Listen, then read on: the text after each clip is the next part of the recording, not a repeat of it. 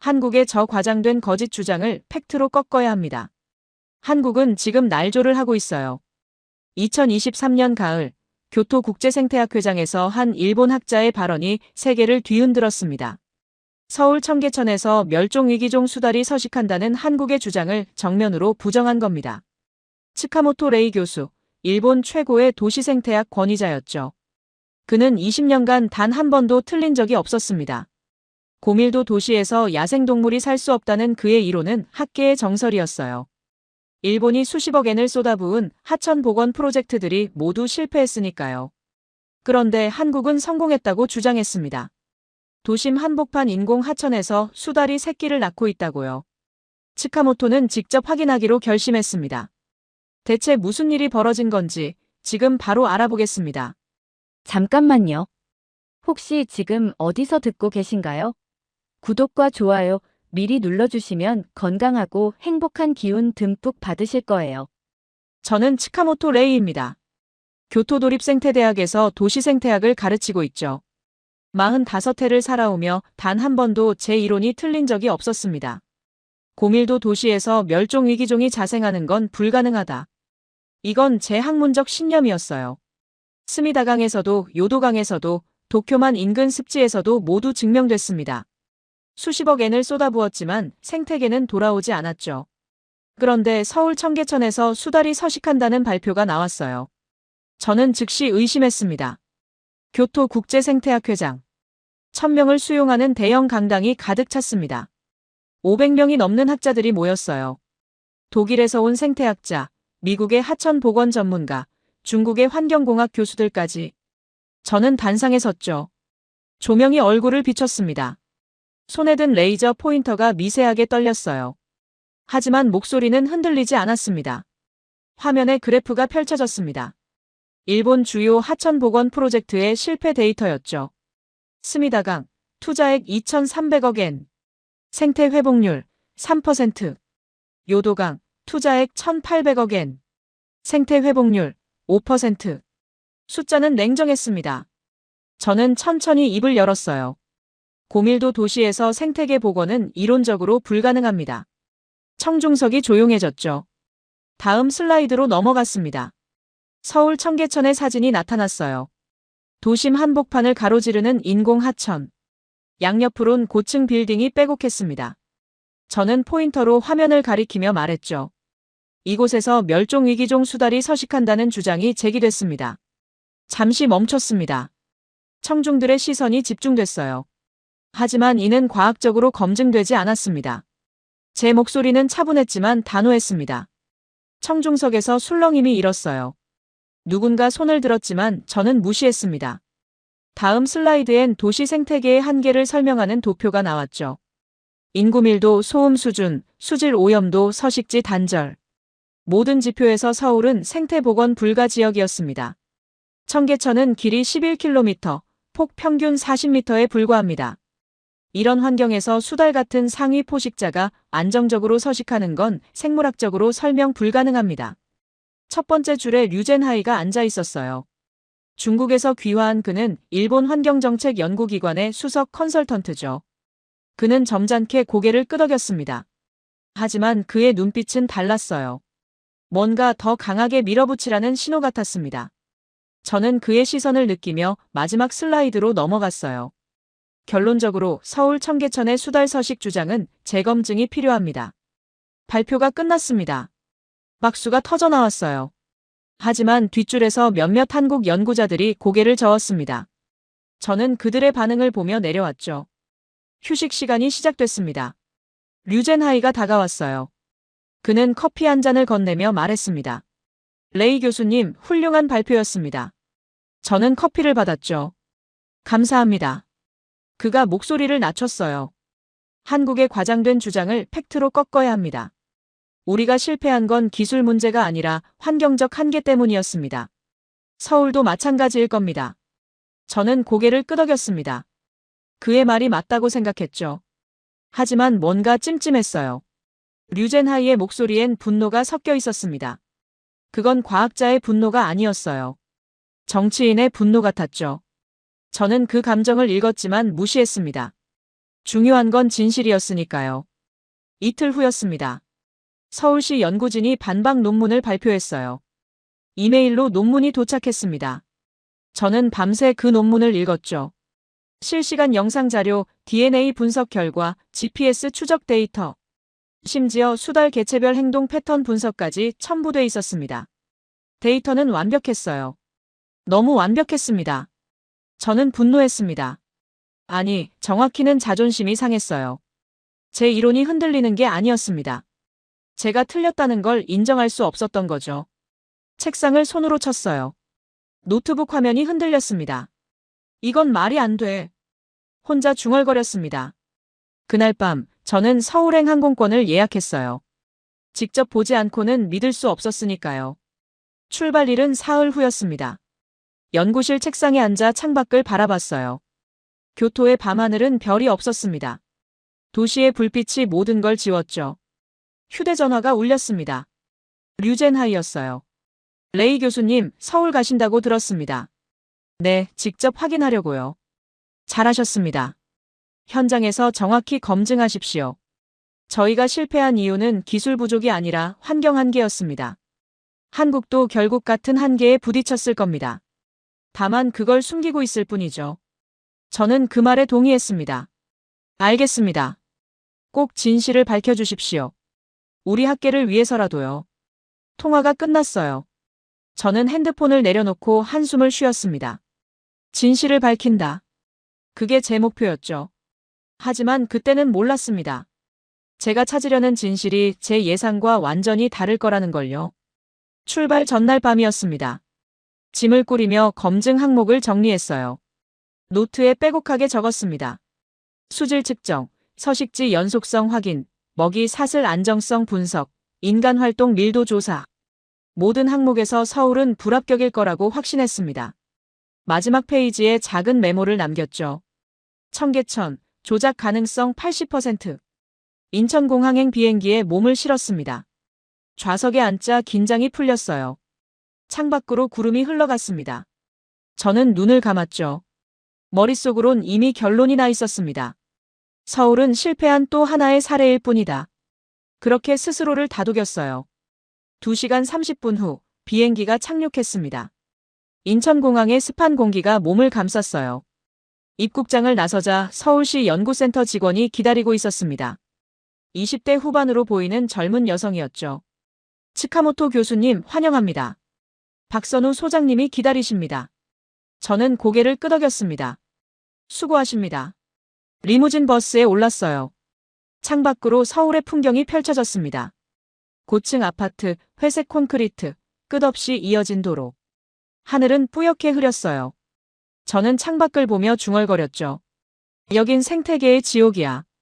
도시의 소음이 차창을 두드렸습니다. 하지만 그 순간이었습니다. 한강 다리를 지나가는데 물새 한 마리가 날아올랐어요. 하얀 날개가 회색 하늘을 가르며 상승했습니다. 저는 숨을 멈췄죠. 가슴이 두근거렸어요. 아니, 착각이겠죠. 그냥 우연히 살아남은 개체일 뿐이라고 스스로에게 말했습니다. 저는 고개를 돌렸어요. 버스는 계속 달렸습니다. 저는 가방 속 노트를 꺼내 다시 검증 항목을 확인했죠. 손끝이 차가웠어요. 이상했습니다. 확신에 찬 사람의 손은 이렇게 떨리지 않으니까요. 서울시 도시생태연구센터는 한강 근처에 있었습니다. 건물 외관은 평범했어요. 5층짜리 콘크리트 구조물이었죠. 하지만 입구에 들어서는 순간 달랐습니다. 로비 한쪽 벽면 전체가 모니터로 채워져 있었어요. 15개의 화면이 실시간으로 서울 곳곳의 생태 관찰 지점을 보여줬습니다. 청계천, 중랑천, 한강지류, 북한산 계곡. 각 화면마다 타임스탬프와 좌표가 표시됐죠. 안내 직원이 저를 2층으로 안내했습니다. 복도는 조용했어요. 하지만 곳곳에서 키보드 두드리는 소리가 들렸습니다. 연구원들이 일하고 있었죠. 저는 그들의 뒷모습을 보며 생각했어요. 이 사람들은 진짜 믿고 있을까? 아니면 그냥 시키는 일을 하는 걸까? 회의실 문이 열렸습니다. 박선우 소장이 저를 맞았어요. 40대 후반으로 보였습니다. 회색 머리카락이 섞인 짧은 머리, 조용한 인상. 그는 악수를 청하지 않았죠. 대신 천천히 고개를 숙였습니다. 먼 길 오시느라 수고하셨습니다. 츠카모토 교수님. 저는 잠시 멈칫했어요. 일본식 인사였습니다. 모든 자료를 공개하겠습니다. 박선우의 목소리는 차분했습니다. 저는 그 말에 냉소를 띄었어요. 공개한다는 건 보통 숨길 게 있다는 뜻이니까요. 원본 데이터를 볼 수 있습니까? 물론입니다. 이쪽으로 오시죠. 박선우는 저를 복도 끝 통제실로 안내했습니다. 육중한 철문이 카드키로 열렸어요. 안으로 들어서자 대형 스크린 12개가 벽면을 채우고 있었습니다. 각 화면마다 청계천, 중랑천, 한강지류의 야간 영상이 흘렀죠. 중앙엔 제어 콘솔이 있었어요. 3명의 연구원이 모니터를 주시하고 있었습니다. 여기서 2015년부터 현재까지 모든 영상을 실시간으로 관리합니다. 박선우가 말했습니다. 저는 팔짱을 꼈어요. 교수님께서 원하시는 날짜를 지정해 주십시오. 그는 콘솔 앞에 섰습니다. 저는 즉석에서 날짜를 던졌죠. 2023년 5월 12일. 무작위로 선택한 날짜였습니다. 박선우는 고개를 끄덕이고 키보드를 두드렸어요. 화면이 바뀌었습니다. 새벽 4시 40분, 청계천 상류 지점. 화면은 어두웠어요. 가로등 불빛만이 물가를 희미하게 비췄습니다. 잠시 후 작은 그림자가 움직였어요. 야생 담비였습니다. 물가를 따라 천천히 걷더니 바위 틈으로 사라졌죠.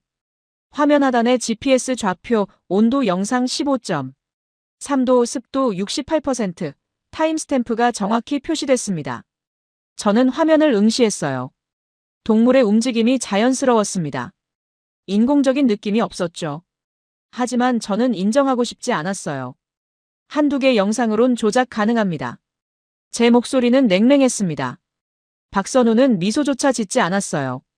그저 다른 날짜를 입력했습니다. 2021년 9월 23일은 어떻습니까? 다시 화면이 전환됐습니다. 이번엔 수달 가족이었어요. 새벽 5시 10분, 청계천 중류 지점.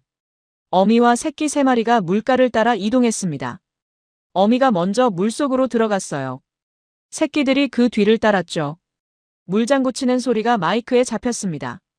저는 숨을 삼켰어요. 영상의 화질, 동물의 움직임, 시간대별 행동 패턴. 모든 게 너무 자연스러웠습니다. 저는 손을 주먹 쥐었죠. 손바닥이 땀으로 젖었어요. 메타데이터를 확인하고 싶습니다. 제 목소리가 약간 떨렸습니다. 박선우는 고개를 끄덕였어요. 그는 컴퓨터 앞에 앉아 파일을 열었습니다. 원본 영상 파일의 생성 시간, 촬영 장비 정보, GPS 인베디드 데이터. 모든 정보가 화면에 펼쳐졌죠. 심지어 촬영 장비의 시리얼 넘버까지 보여줬습니다. 이 카메라는 2015년부터 같은 위치에 고정 설치돼 있습니다. 장비 교체 이력도 모두 기록돼 있습니다. 저는 서류를 받아들었어요. 손끝이 미세하게 떨렸습니다. 데이터가 너무 완벽했어요. 완벽하다는 건 의심스럽다는 뜻이기도 했죠. 하지만 동시에 완벽하다는 건 진짜일 수도 있다는 뜻이었습니다. DNA 분석 보고서도 있습니다. 박선우가 또 다른 파일을 꺼냈어요. 청계천에 서식하는 수달개체군의 유전자 다양성 분석입니다. 외부 도입이 아닌 자연 번식으로 확인됐습니다. 한강 상류 개체군과 유전적 연속성도 확인됐죠. 저는 보고서를 훑었습니다. 전문 용어들이 빼곡했어요. 미토콘드리아 DNA 서열 분석, 마이크로세틀라이트 마커 비교, 개체군 유전적 거리 계산. 모든 게 학술적으로 정확했습니다. 저는 입술을 깨물었어요. 이 정도 자료는 충분한 시간만 있으면 만들 수 있습니다. 제 말은 변명처럼 들렸습니다.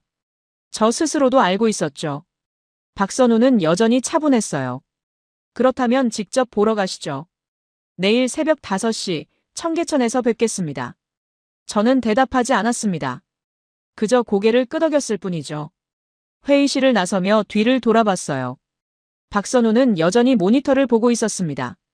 그의 뒷모습엔 조급함이 없었어요. 마치 시간이 자기 편이라는 듯한 태도였습니다. 그날 저녁 호텔방에 혼자 앉아 있었습니다. 창밖으로 서울의 야경이 펼쳐졌어요. 불빛이 끝없이 이어졌습니다. 수백만 개의 불빛이 밤하늘을 밝혔죠. 저는 노트북을 열었습니다.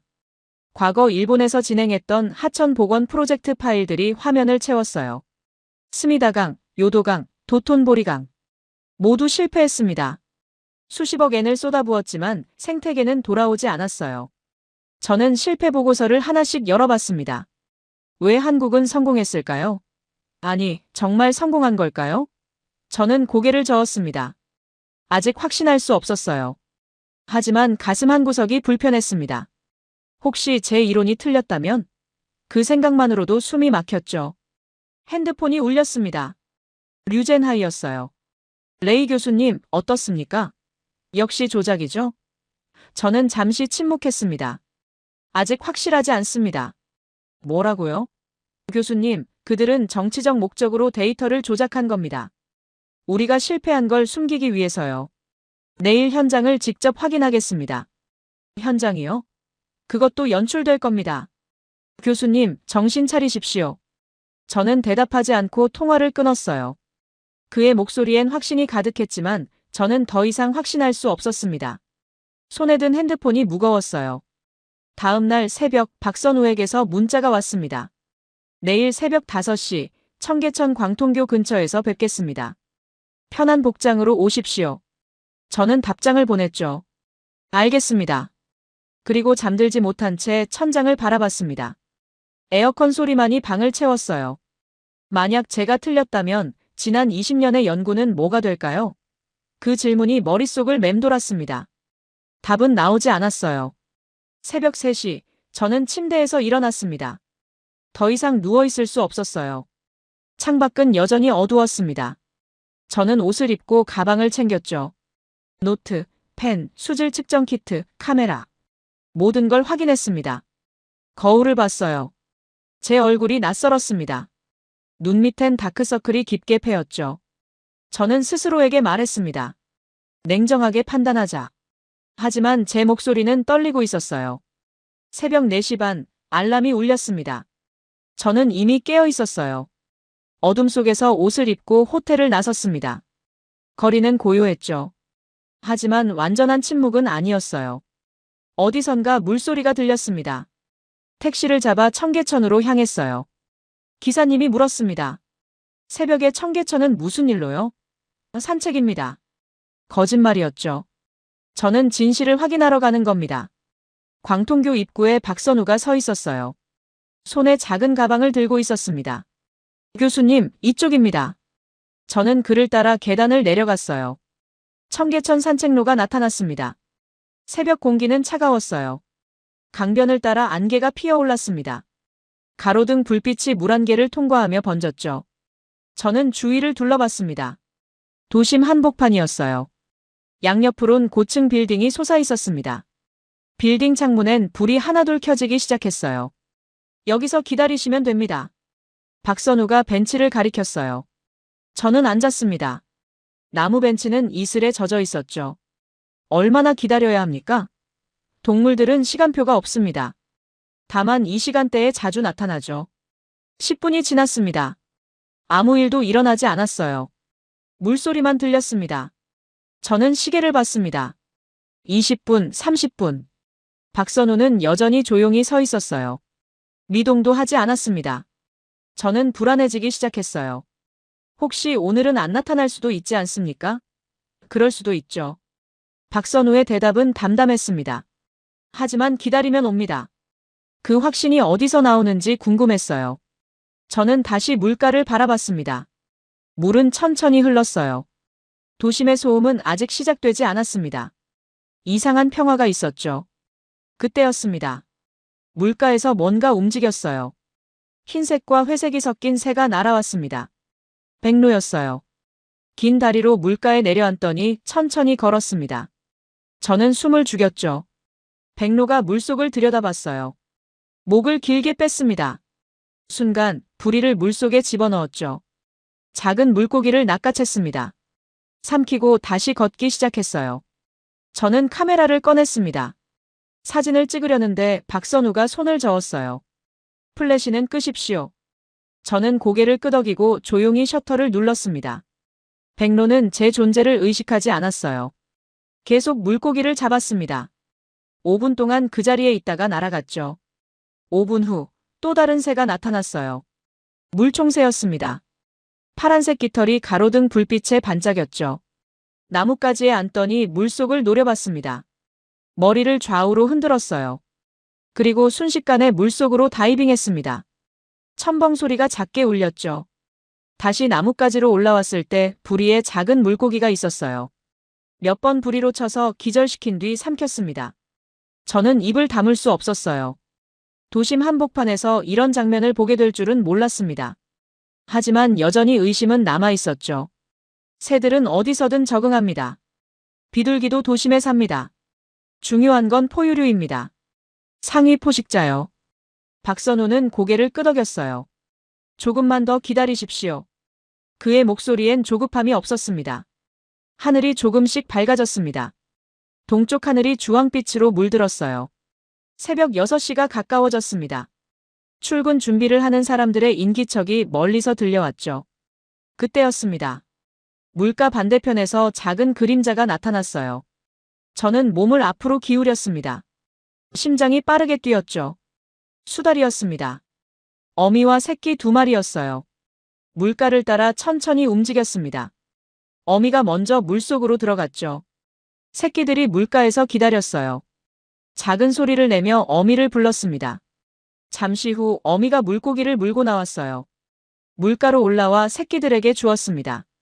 새끼들이 물고기를 뜯어먹기 시작했죠. 저는 숨을 멈췄습니다. 가슴이 뛰었어요.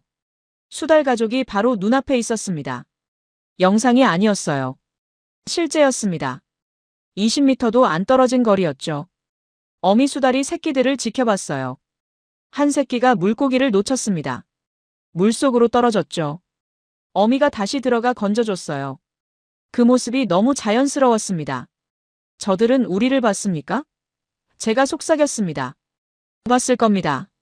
하지만 위협으로 느끼지 않는 거죠. 박선우가 조용히 대답했어요. 수달 가족은 10분 정도 물가에 머물렀습니다. 새끼들이 배를 채웠어요. 어미가 몸을 털었습니다. 물방울이 사방으로 튀었죠. 그리고 천천히 상류 쪽으로 이동하기 시작했어요. 새끼들이 뒤따랐습니다. 시야에서 사라질 때까지 저는 그들을 바라봤습니다. 손에 든 카메라가 떨렸어요. 감정을 주체할 수 없었습니다. 수질을 측정하고 싶습니다. 저는 가방에서 측정 키트를 꺼냈어요. 박선우는 말리지 않았습니다. 그러십시오. 물가로 내려가 샘플을 채취했습니다. 손을 물에 담갔어요. 차갑고 깨끗했습니다. pH, 용존산소, 탁도를 측정했죠. 키트에 숫자가 나타났습니다. pH 7.2, 용존산소 8.6 ppm, 탁도 3.1 NTU. 모두 깨끗한 수질 기준에 들어갔습니다. 1급수에 가까웠어요. 저는 고개를 저었어요. 이건 말이 안 됩니다. 도심 하천이 이렇게 깨끗할 수가 없어요. 상류에서 정수한 물을 흘려보내는 겁니까? 아닙니다. 자연 정화입니다. 박선우의 목소리는 여전히 차분했어요. 자연 정화라니, 이 짧은 구간에서요? 천개천만이 아닙니다. 서울 전체 하천이 연결돼 있어요. 한강, 중랑천, 탄천.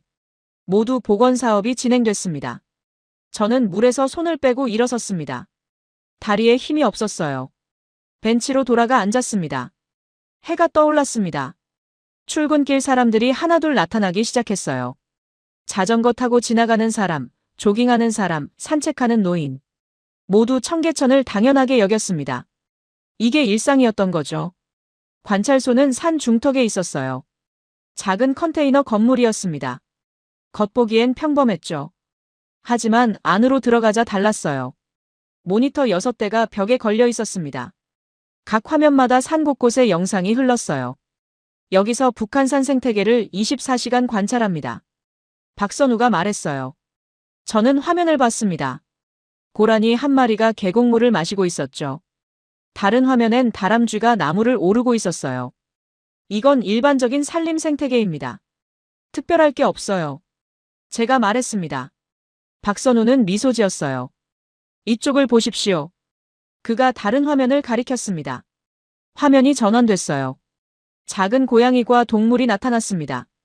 저는 앞으로 다가갔죠. 살깁니다. 박선우가 말했어요. 성체 1마리와 새끼 2마리였습니다. 바위 틈에서 나와 계곡을 따라 이동했죠. 어미가 앞장섰고 새끼들이 뒤따랐어요. 멸종위기 2급종입니다. 한국에서도 보기 힘든 동물이죠. 저는 화면에서 눈을 떼지 못했습니다. 살개 움직임이 우아했어요. 완전히 야생의 모습이었습니다. 이삭 가족을 6개월째 추적하고 있습니다. 박선우가 노트북을 열었어요. GPS 추적 지도가 나타났습니다. 빨간 점들이 선으로 이어져 있었죠. 이 개체는 암컷입니다. 목에 추적 장치를 부착했어요. 선이 북한산에서 시작했습니다. 남쪽으로 내려갔어요. 도심을 가로질렀습니다. 그리고 청계천까지 이어졌어요. 저는 눈을 크게 떴습니다. 이게 맞습니까? 살기 도심을 통과했다고요? 맞습니다.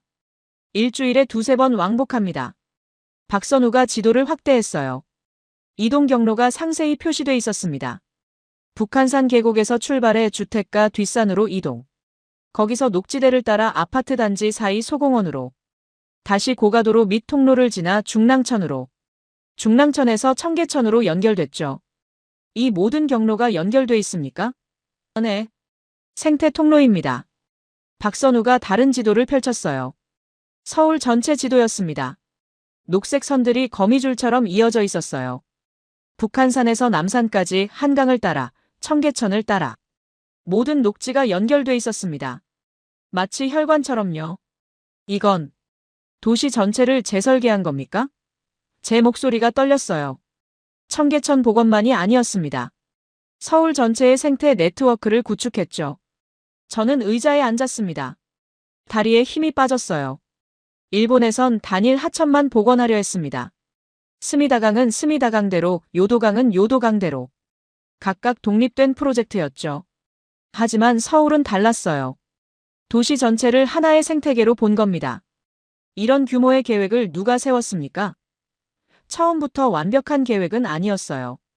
청계천 복원 후 효과를 보고 중랑천으로 확대했습니다. 그 다음 탄천, 한강 지류들. 15년에 걸쳐 완성됐죠. 박선우가 연도별 지도를 보여줬어요. 2005년 청계천만 녹색이었습니다. 2010년 중랑천이 연결됐어요. 2015년 북한산까지 이어졌습니다. 2020년 서울 전역이 녹색 그물망으로 덮였죠. 이건 이론적으로 불가능합니다. 저는 고개를 저었어요. 도시에서 이런 규모의 생태 통로는 토지 매입만 해도 천문학적 비용이. 돈만으로는 안 됩니다. 박선우가 말을 잘랐어요. 그는 창밖을 가리켰습니다.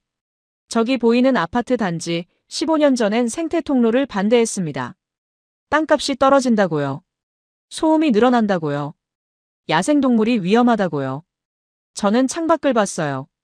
아파트 사이로 좁은 녹지대가 이어져 있었습니다. 폭은 10m도 안 돼 보였어요. 작아 보였지만 지도에선 중요한 연결고리였죠. 어떻게 설득했습니까? 설득이 아니라 경험입니다. 박선우가 사진을 보여줬어요. 그 아파트 단지 주민들이 생태 통로를 산책하는 모습이었습니다. 아이들이 뛰어놀고 있었어요.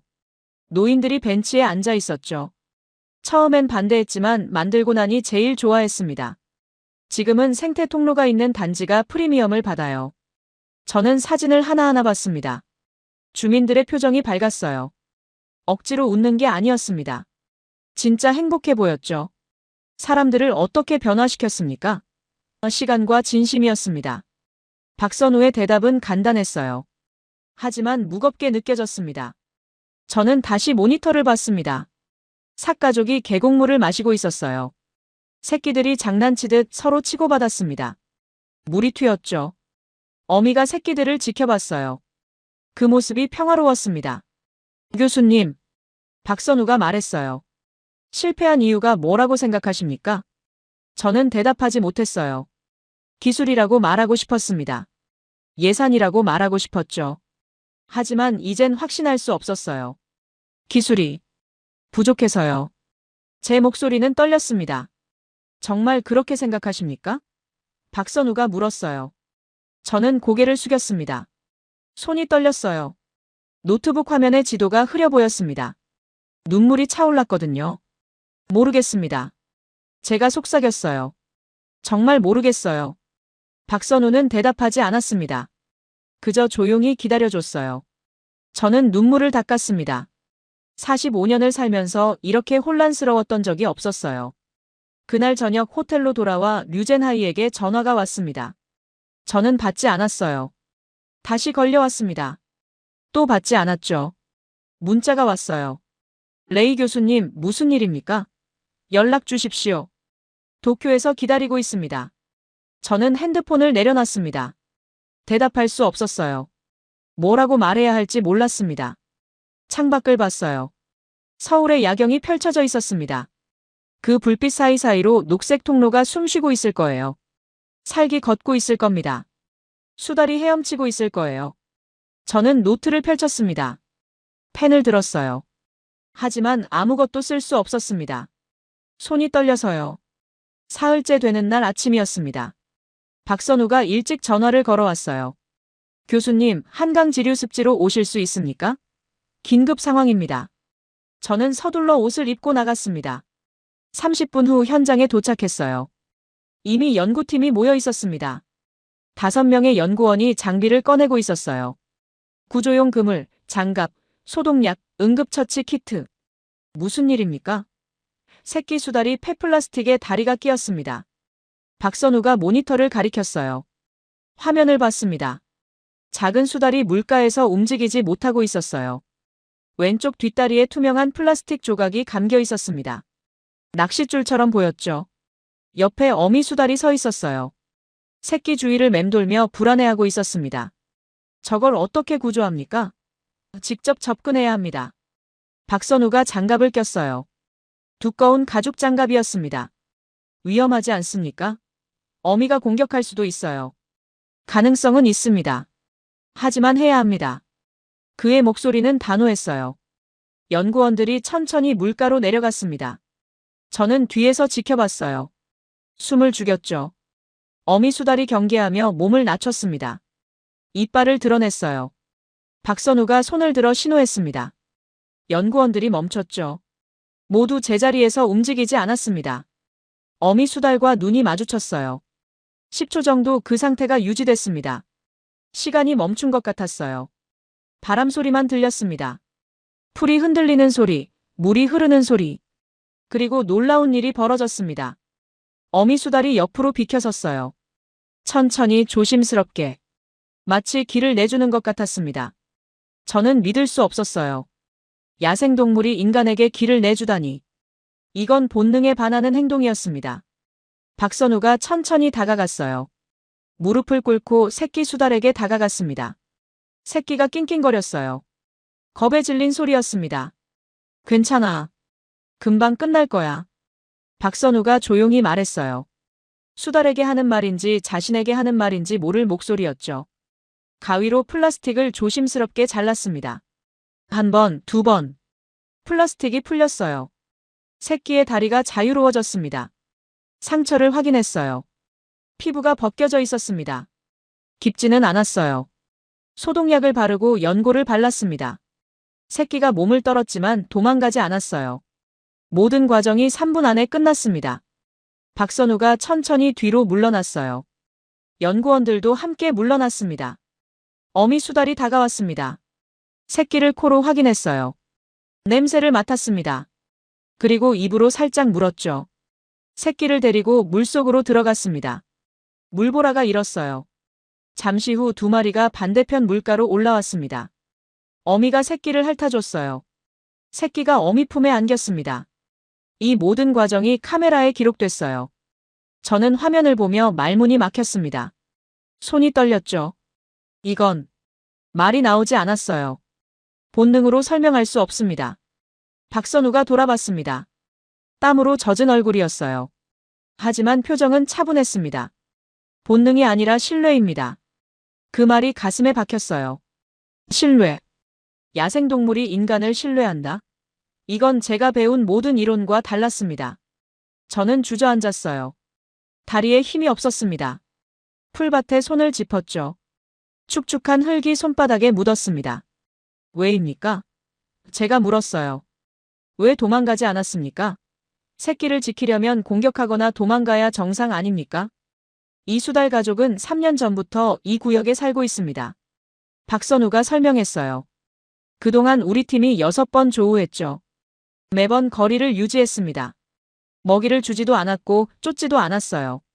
그저 지켜봤을 뿐입니다. 저는 고개를 들었어요. 박선우의 얼굴이 보였습니다. 그는 웃고 있지 않았어요. 하지만 눈빛은 따뜻했습니다. 3년이요? 3년 동안 기다렸다는 겁니까? 기다린 게 아니라 존중한 겁니다. 그 말이 또 가슴을 찔렀어요. 존중. 야생동물을 존중한다는 개념이 제게는 없었습니다. 연구 대상이었을 뿐이죠. 보호해야 할 자원이었을 뿐입니다. 교수님, 박선우가 말했어요. 생태복원은 기술만으로 되지 않습니다. 그럼 뭡니까? 제 목소리가 떨렸어요. 기다림입니다. 그리고 믿음이죠. 저는 물가로 걸어갔습니다. 수달 가족이 있던 자리를 봤어요. 작은 발자국이 남아 있었습니다. 손으로 만져봤죠. 눈물이 났어요. 왜 우는지 모르겠습니다. 그저 눈물이 흘렀어요. 45년을 살면서 이렇게 무력했던 적이 없었습니다. 일본에선 결과를 서둘렀습니다. 투자 대비 성과를 빨리 내야 했죠. 2년 안에, 3년 안에. 하지만 서울은 달랐어요. 10년을 기다렸습니다. 15년을 기다렸죠. 저는 물에 손을 담갔습니다. 차가운 물이 손바닥을 적셨어요. 손을 들어 얼굴을 닦았습니다. 그날 밤 호텔방에서 노트를 펼쳤습니다. 펜을 들었어요. 손이 떨렸지만 썼습니다. 내 이론은 틀렸다. 처음으로 그 문장을 완성했어요. 눈물이 종이에 떨어졌습니다. 글씨가 번졌죠. 하지만 지우지 않았습니다. 그대로 뒀어요. 이게 진실이니까요. 챕터 5 종료 마이너스 공백 포함 2576자. 수달 구조 다음 날이었습니다. 박선우가 저를 청계천 근처 작은 찻집으로 데려갔어요. 누군가를 만나셨으면 합니다. 누구입니까?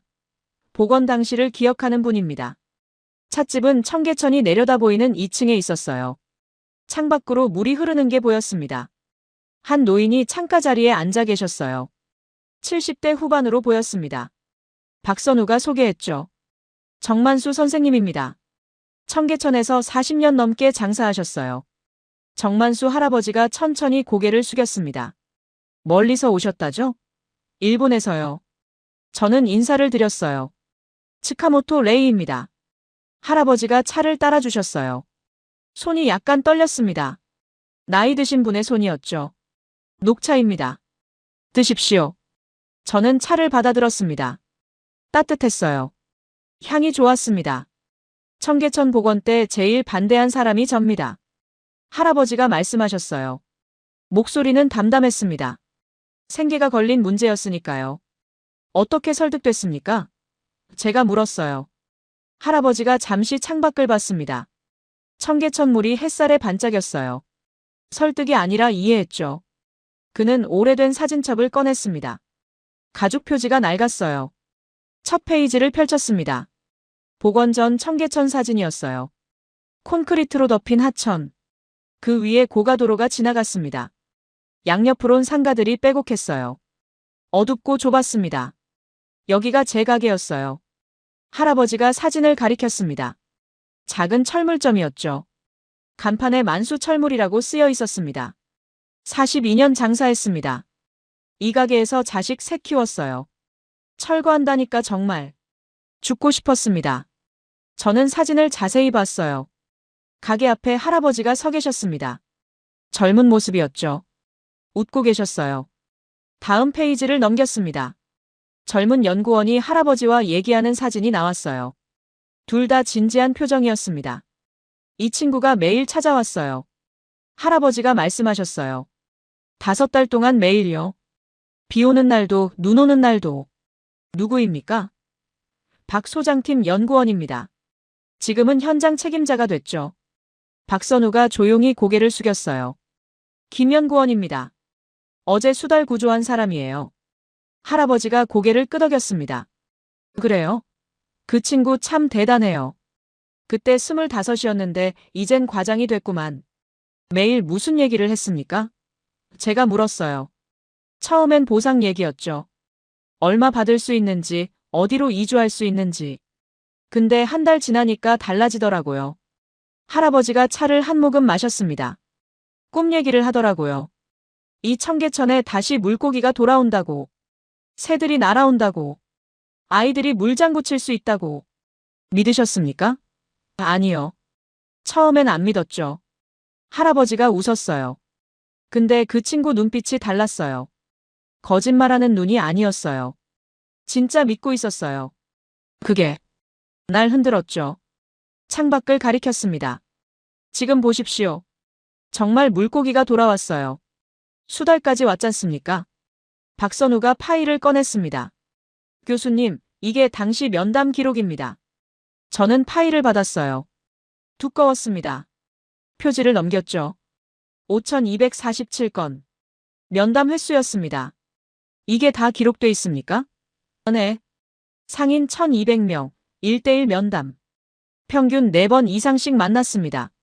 저는 기록을 넘겼습니다.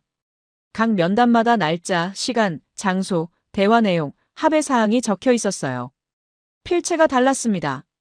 여러 사람이 썼다는 뜻이죠. 어떤 기록은 한 페이지, 어떤 기록은 10페이지가 넘었어요.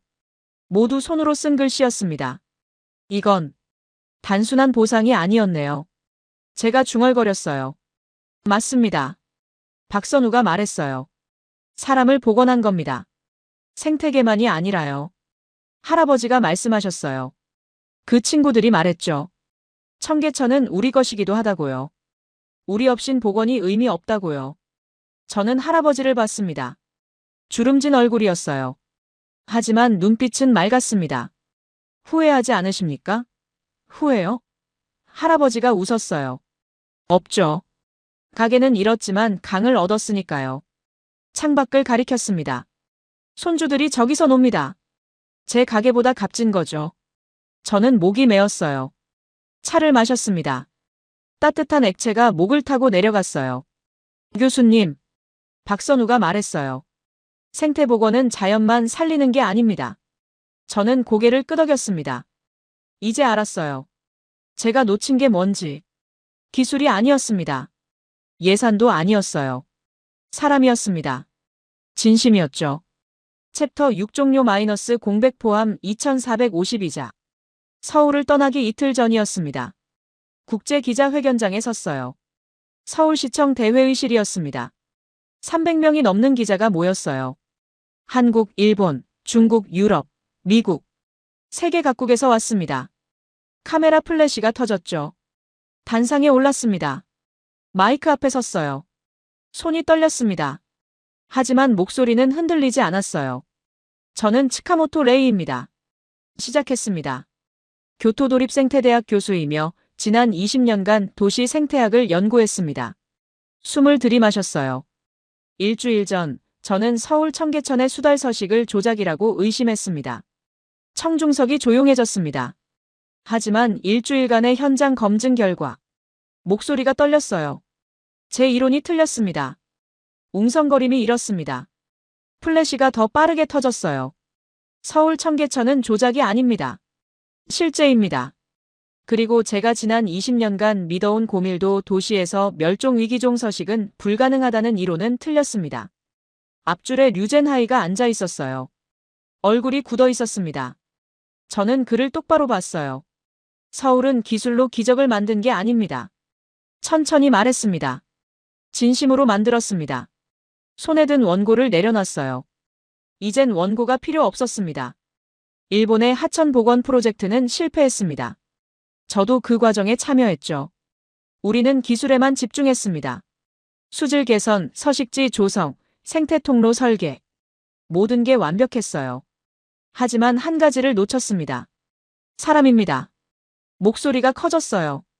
서울은 5,000번 이상 주민을 만났습니다. 1대1로 대화했어요. 꿈을 나눴습니다. 3년을 기다렸죠. 야생동물이 인간을 신뢰할 때까지 기다렸습니다. 박선우가 뒤에 서 있었어요. 저는 그를 봤습니다.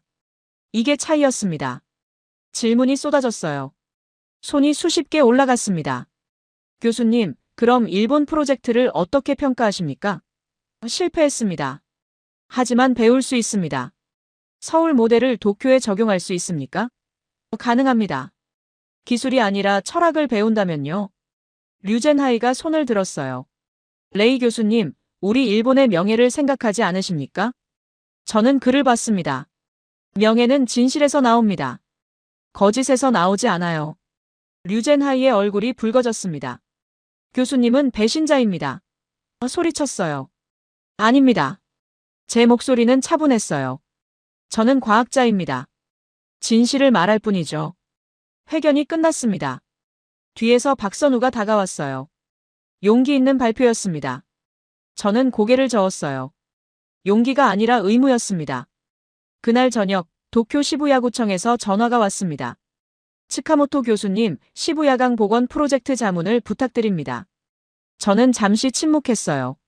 조건이 있습니다. 말씀하십시오. 서울팀과 협력해야 합니다. 그들의 철학을 배워야 해요. 알겠습니다. 전화를 끊었어요. 창밖을 봤습니다. 서울의 밤이 아름다웠어요. 류젠하이에게서 문자가 왔습니다. 당신은 끝났습니다. 저는 답장을 보냈어요. 아니요. 이제 시작입니다. 챕터 7 종료 마이너스 공백 포함 2398자. 2년 후였습니다. 저는 다시 서울에 왔어요. 하지만 이번엔 달랐습니다. 초대받았으니까요. 인천공항에 내렸습니다. 익숙한 공기였어요. 2년 전 의심으로 가득했던 제가 떠올랐죠. 지금은 달랐습니다. 박선우가 마중 나왔어요. 교수님, 다시 뵙게 돼 영광입니다. 저는 악수를 청했습니다. 박 소장님, 감사합니다. 도쿄 시부야강 소식 들었습니다. 축하드립니다. 당신들 덕분입니다. 차를 타고 청계천으로 향했어요. 창밖 풍경이 낯익었습니다. 하지만 더 녹색이었어요. 나무가 더 많아진 것 같았습니다. 변했네요. 2년 동안 가로수를 3만 그루 더 심었습니다. 박선우가 말했어요. 청계천에 도착했습니다. 2년 전 그 벤치에 앉았어요. 물소리가 들렸습니다. 똑같았죠. 수달은 어떻습니까? 개체수가 늘었습니다. 지금은 5가족이 살아요. 놀라웠어요. 5가족이요? 네. 새끼들이 자라서 독립했습니다. 청계천만으로는 부족해서 중랑천까지 확장했죠. 잠시 후였습니다. 물가에서 움직임이 보였어요. 수달이었습니다. 이번엔 혼자가 아니었어요. 7마리였습니다. 어미 2마리, 새끼 5마리. 물가를 따라 이동했어요. 새끼들이 장난치며 뛰어다녔습니다. 물이 튀었죠. 저는 미소 지었어요. 아름답네요. 네. 이젠 일상입니다. 도쿄 이야기를 했습니다. 시부야강에 15년 만에 반딧불이가 돌아왔습니다. 들었어요. 정말 축하드립니다. 처음엔 반대가 심했어요. 하지만 주민들을 만났습니다. 100번 넘게 설명회를 했죠. 당신들처럼요. 박선우가 고개를 끄덕였어요. 쉽지 않으셨겠어요. 하지만 해냈습니다. 당신들이 보여준 길을 따라갔으니까요. 함께 청계천을 걸었습니다. 사람들이 산책하고 있었어요. 아이들이 뛰어놀았습니다. 노인들이 벤치에 앉아 담소를 나눴죠. 교수님, 박선우가 말했어요. 새 프로젝트가 있으시다고요? 저는 가방에서 노트를 꺼냈습니다. 표지에 제목이 적혀 있었어요. 아시아 도시 생태 회복 네트워크 마이너스 서울에서 시작된 진심의 철학. 서울과 도쿄만으로는 부족합니다. 아시아 전체로 확대하려고 해요. 박선우가 노트를 봤어요. 야심찬 계획이네요. 당신들이 함께 해준다면 가능합니다. 물론이죠. 박선우가 웃었어요. 우리는 계속 걸었습니다. 석양이 청계천을 물들였어요. 주황빛 물결이 아름다웠습니다. 기적은 기술이 아니라 기다림에서 나온다. 저는 중얼거렸어요. 그리고 존중해서요. 박선우가 멈춰섰습니다. 하늘을 올려다봤어요. 교수님, 이젠 기적이 아닙니다. 그럼 뭡니까? 일상입니다. 도시가 본래 가져야 할 일상이죠. 그 말이 가슴에 와닿았어요. 맞았습니다. 이게 기적이 아니라 당연한 거였죠. 저녁이 되었습니다. 불이 하나둘 켜졌어요. 청계천은 어둠 속에서도 흘렀습니다. 멈추지 않았죠. 호텔로 돌아와 노트를 펼쳤습니다. 새 페이지를 시작했어요. 도시는 기억한다. 첫 문장을 썼습니다. 한 번 잃어버린 생명도, 한 번 회복된 신뢰도. 도시는 모두 기억한다. 펜을 내려놨어요. 창밖을 봤습니다. 서울의 밤이 빛나고 있었어요. 그 빛 사이로 청계천이 흐르고 있을 겁니다. 수달이 헤엄치고 있을 거예요. 살기 산에서 내려올 겁니다. 백로가 아침을 기다리고 있겠죠. 이게 제가 배운 진실이었습니다. 도시와 자연은 대립하지 않아요. 공존할 수 있습니다. 우리가 기다릴 수만 있다면요. 저는 눈을 감았습니다. 내일은 북한산에 갈 겁니다. 그 삿가족을 보러요. 2년 전 화면으로만 봤던 그들을 이젠 직접 만날 수 있을 것 같았습니다. 도시는 기억합니다. 사람도 기억하죠. 저도 영원히 기억할 겁니다. 서울이 가르쳐준 이 진실을요.